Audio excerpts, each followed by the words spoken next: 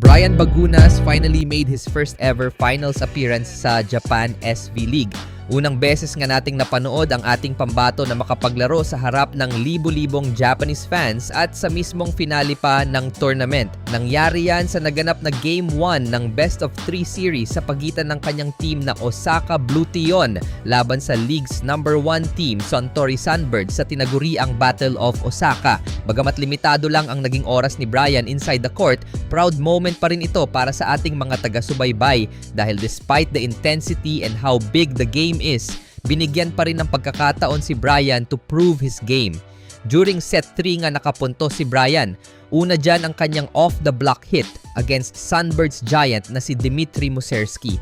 Hindi ito ang unang beses nakaharap ni Bagunas sa net ang 7-foot-tall na Russian dahil nakipaghampasan na rin ito noong mga panahong nasa Oitamyoshi pa si Brian. Sa latter part ng set, muling nakapunto si Bagunas via pipe attack. Yung nga lang may kalayuan na ang lead ng Suntory Sunbirds who convincingly took the set.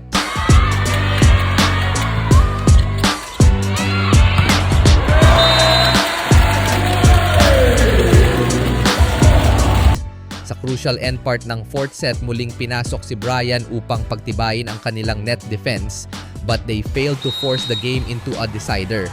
Suntory claims the first game in 4, 26-24, 22-25, 25-16, and 25-23. Sa Game 2 ng series, kumapit ang Osaka Blue Tion. Naging balakid pa rin sa kanila si Dmitry Muserski who tallied 32 big points. Gayunpaman nanaig ang grit and determination ng Blue Tion as they beat the defending champions and league's number 1 team in 5 thrilling sets: 25-13, 23-25, 22-25, 25-20, and 9-15. Ito ang unang panalo nila against the formidable team since their first match-up nung magumpisa ang tournament kung saan nanalo sila. Nanguna for the blue shirt si Miguel Lopez with 21 points followed by Yuji Nishida with 20 and the game changer na si Kai Masato who chipped in 14 points. This time, hindi pinasok si Brian. Kapansin-pansin din na hindi gaanong pinaglaro si Tomita Shoma where he was replaced by the eventual player of the game na si Kai Masato. Bukas magkakaalaman kung mananatili ang korona sa Suntory Sunbirds o muling maghahari ang Osaka Blue Tion.